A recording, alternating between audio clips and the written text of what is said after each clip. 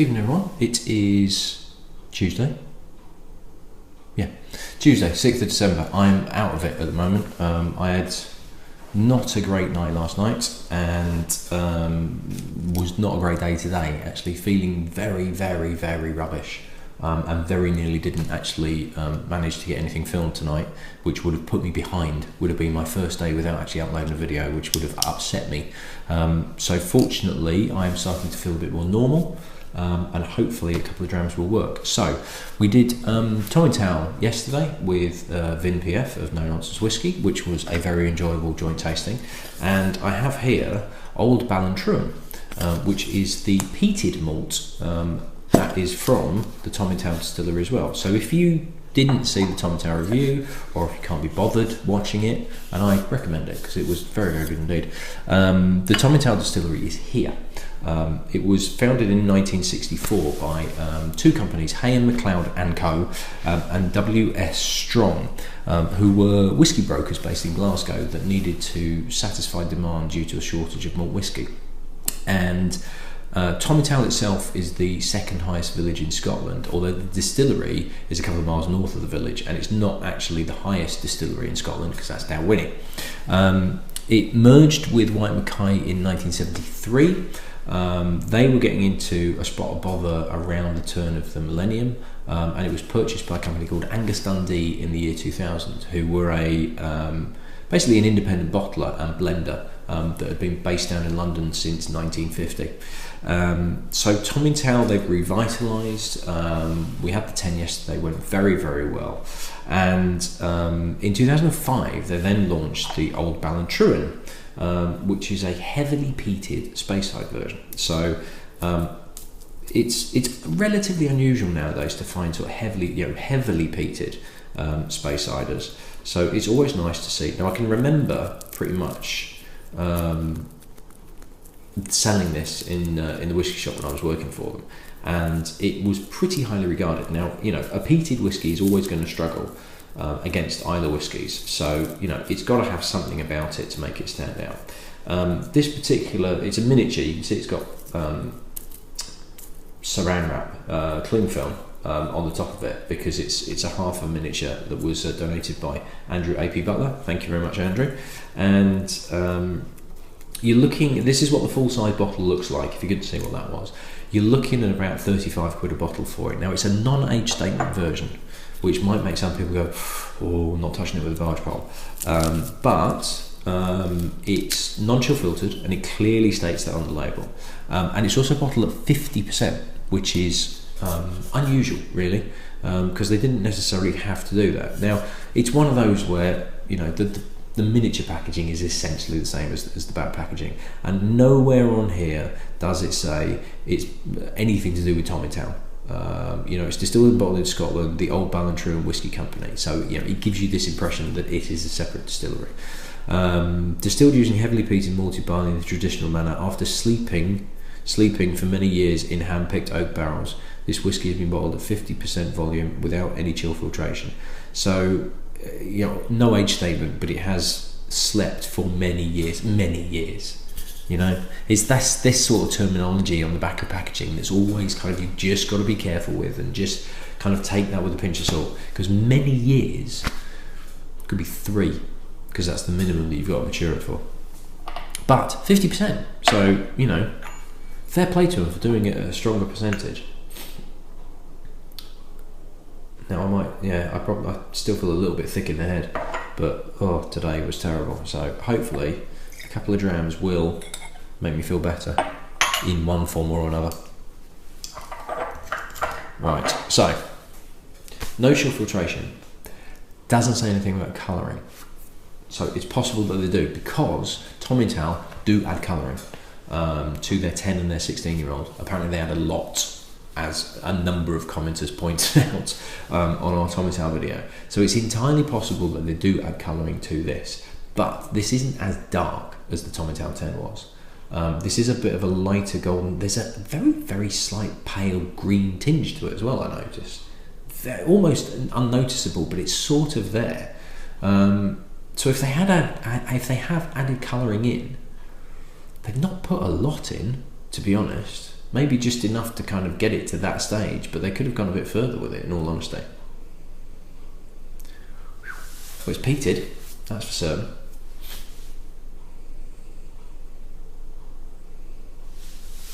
Yeah, I mean, it's up there in terms of what the phenol levels are like. So you can measure the amount of peat that's in a whiskey. It's called ppm, phenols per million, or some places write ppm, which is phenol parts per million. And it's essentially a measurement of being able to tell you how peaty a whiskey is.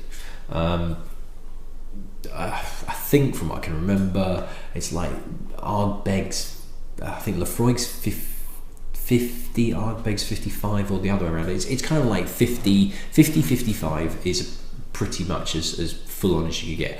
Bruichladdich did one called Octomore.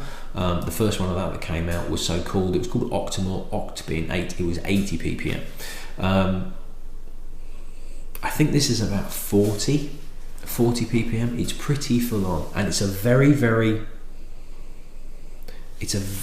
pure bonfire ash. It's a bonfire that's gone out and has been left, and it's the embers that are.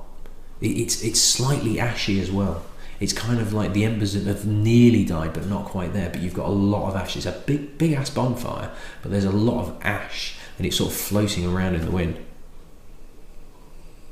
There is a saltiness to it as well. There is a slight TCP element, but it's a very clean medicinal. This really is kind of like just cutting straight through the nose. It is a very pure smokiness. It's almost like it's concentrated smoke. It really is. It's full on stuff.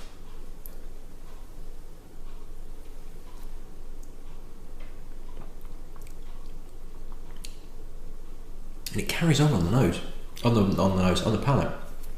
Again, it's really clean. Really clean. It's a very intense peatiness, and it's almost too clean because it's like there's smoke and not a lot else. There's a slight sweetness to it, but it's very intense bonfire. It's licking a handful of ash.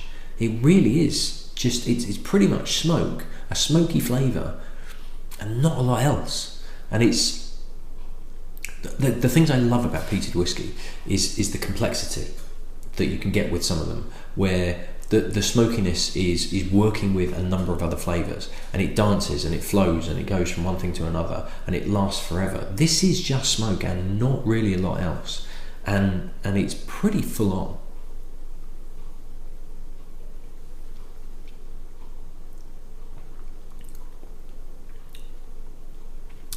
The 50%,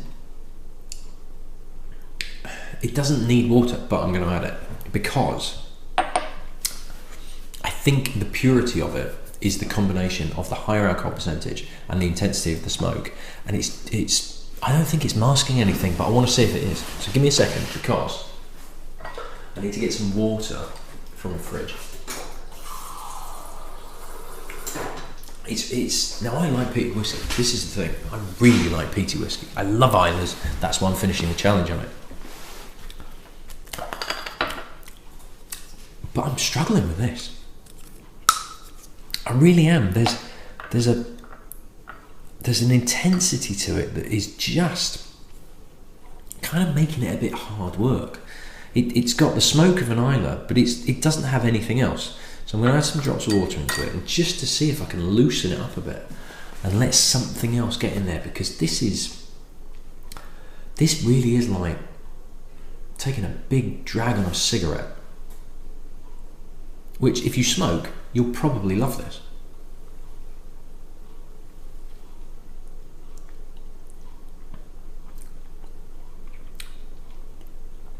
If anything, that's made it even stronger. I don't know how that's happened. I've put water to it, and it actually tastes like it's 55% now. I'm going to put another little drop in. What is going on with this whiskey? This is mad.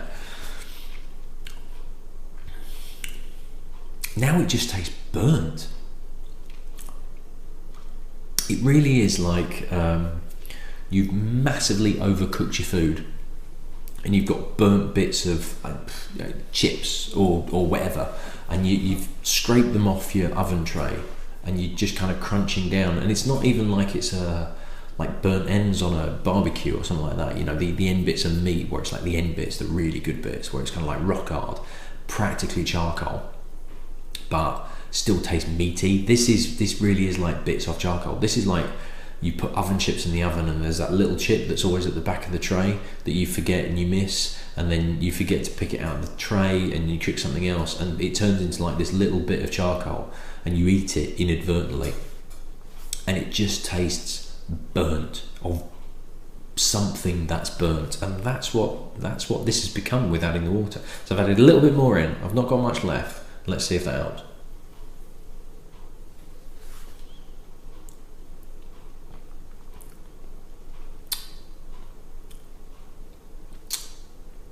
Better,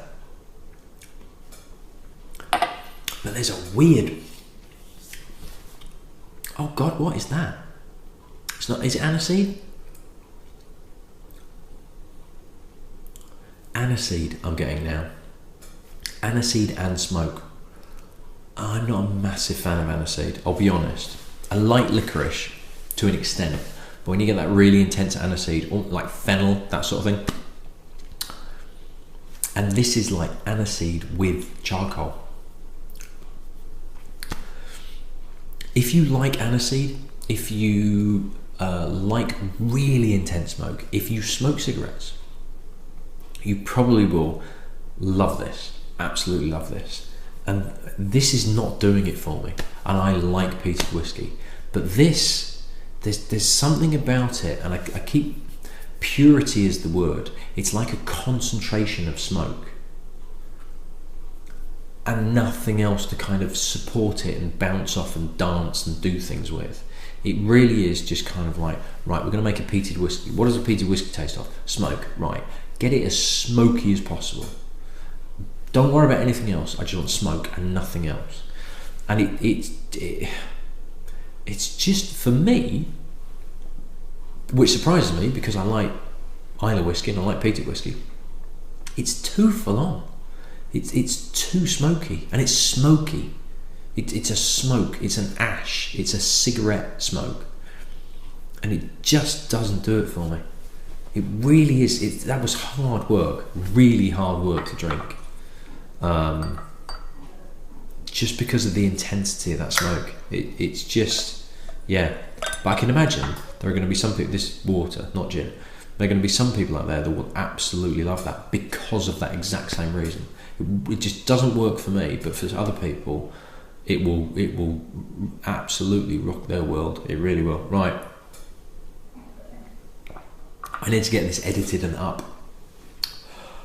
And I also need to drink something to try and get this ashy taste out of my mouth, because I'm not enjoying it, I'm afraid. I really am. And yet Tomintoul, fantastic. Absolutely brilliant. But there you go. Right.